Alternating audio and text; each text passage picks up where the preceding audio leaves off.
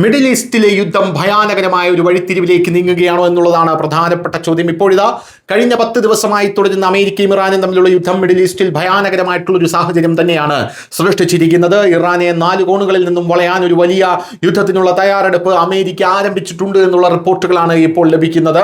എന്തായാലും റിപ്പോർട്ട് അനുസരിച്ച് 50,000 സൈനികരെ ജാഗ്രത പാലിക്കുകയും മിഡിൽ ഈസ്റ്റിലെ വ്യോമത്താവളത്തിൽ 50-ലധികം യുദ്ധവിമാനങ്ങൾ വിന്യസിക്കുകയും ചെയ്തിട്ടുണ്ട് എന്നാണ് അറിയാൻ സാധിക്കുന്നത്. അമേരിക്കയുടെ തീരുമാനം ഇറാനുമായുള്ള ഒരു വലിയ യുദ്ധത്തിന്റെ മുന്നോടിയാണ് എന്നുള്ളതാണ് ഇപ്പോൾ പാശ്ചാത്യ മാധ്യമങ്ങൾ മുഴുവൻ പറയുന്ന കാര്യമെന്ന് പറയുന്നത്. ഇറാന്റെ മിസൈൽ ഡ്രോൺ ശേഷികൾ നശിപ്പിക്കാൻ അമേരിക്കയ്ക്ക് ഇപ്പോൾ വലിയ തോതിലുള്ള വ്യോമാക്രമണങ്ങൾ നടത്താൻ കഴിയും. ഇറാനെ വളഞ്ഞ 50 യുദ്ധവിമാനങ്ങളാണ് നിൽക്കുന്നത് എന്നുള്ളതാണ് പ്രധാനപ്പെട്ട കാര്യമെന്ന് പറയുന്നത്. ഇറാനെതിരെ ഒരു പ്രധാന സൈനിക നടപടി ആരംഭിക്കുന്നതിനായി യൂറോപ്പിലെ നിരവധി വിമാനത്താവളങ്ങളിൽ അല്ലെങ്കിൽ വ്യോമത്താവളങ്ങളിൽ US യുദ്ധവിമാനങ്ങൾ വിന്യസിക്കുകയായിരുന്നു. ഇംഗ്ലണ്ടിലെ സഫോക്കിലുള്ള ഒരു പ്രധാന US വ്യോമസേനാ താവളത്തിൽ 15 F-35ഉം 12 F-15 യുദ്ധവിമാനങ്ങളും, ഇറ്റലിയിലേക്ക് 12 F-16 യുദ്ധവിമാനങ്ങളും US വിന്യസിച്ചു.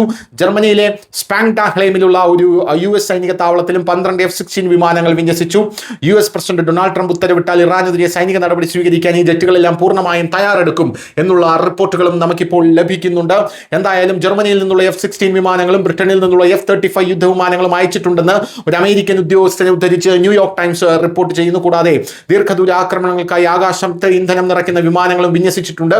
വാസ്തവത്തിൽ വെള്ളിയാഴ്ച ജോർദാനിലെ ഒരു US സൈനിക താവളത്തെ ഇറാൻ ആക്രമിച്ചു. അതിനുശേഷം ഈ യുദ്ധവിമാനങ്ങൾ വിന്യസിക്കാനുള്ള തീരുമാനമെടുത്തതായിട്ടാണ് ഇപ്പോൾ പാശ്ചാത്യ മാധ്യമങ്ങൾ പറയുന്നത്. News desk, news India Malayalam.